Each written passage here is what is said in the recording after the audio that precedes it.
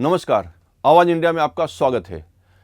नए साल 2025 की शुरुआत का पहला दिन है और पहले दिन की शुरुआत में शिवसेना नेता और सांसद संजय राउत ने शिवसेना के मुख पर सामना के जरिए संपादकीय में लिखा है कि साल 2024 देश का दमनकारी साल रहा। राउत ने संपादकीय में आगे लिखा है, महाराष्ट्र में साल 2024 में मराठा आरक्षण का आंदोलन राज्य पर सबसे ज़्यादा छाया रहा। इस आंदोलन को दबाने के लिए सरकार ने राज्य की अन्य जातियों को भड़काने की कोशिश की। इससे राज्य के गांवों में एक बड़ा सामाजिक अंतर पैदा हो गया। केंद्रीय गृह मंत्री अमित शाह के डॉक्टर बाबा साहब अम्बेडकर के अपमान, परभणी में संविधान के अपमान का विरोध करने वाले सोमनाथ सूर्यवंशी की पुलिस हिरासत में संदिग्ध मौत और मराठवाड़ा के ही मस्साजो के सरपंच संतोष देशमुख की निर्मम हत्या के साथ इस हत्याकांड के बाद बीड जिले का जंगल राज पूरी दुनिया के सामने आ गया। हत्याकांड की जड़ में रहे वसूली मामले के मास्टरमाइंड वाल्मीकि कराड़ ने साल के आखिरी दिन सरेंडर कर दिया, लेकिन इस मामले में राज्य के गृह विभाग की नाक कट गई है। राउत ने लिखा है कि साल 2024 में हिंदुस्तान में चुनाव का बोलबाला रहा। ये चुनाव नतीजों से भी ज़्यादा गड़बड़ घोटाले से चर्चित रहे और विवादास्पद साबित हुए।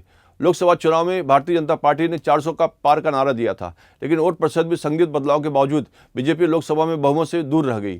चंद्रबाबू नायडू और नीतीश कुमार की बैसाखियों की मदद से नरेंद्र मोदी दोबारा प्रधानमंत्री बने, लेकिन लोकसभा के नतीजों ने भाजपा के हवाई जहाज को काफ़ी अच्छी तरह से जमीन पर ला दिया।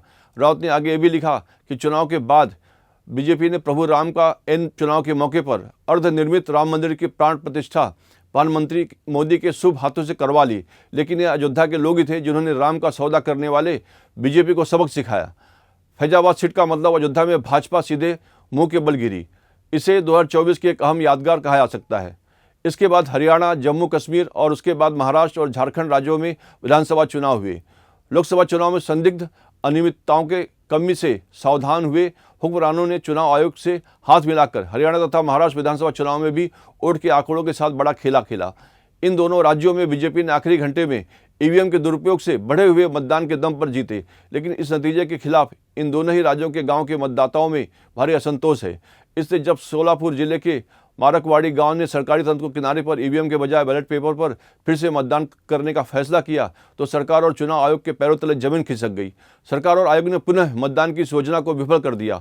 चुनाव का ये घोटाला जब सुप्रीम कोर्ट तक पहुंचा तो मतदान केंद्रों पर बढ़े मतदान का समय और उस वक्त के फुटेज यदि अदालत के सामने आ गए तो मुंह दिखाने की जगह नहीं बचेगी। इससे सरकार ने फुटेज और अन्य विवरण सार्वजनिक करने का नियम ही बदल डाला। गुजरते साल ने लोकतंत्र के इस संहार को नंगी आंखों से देखा।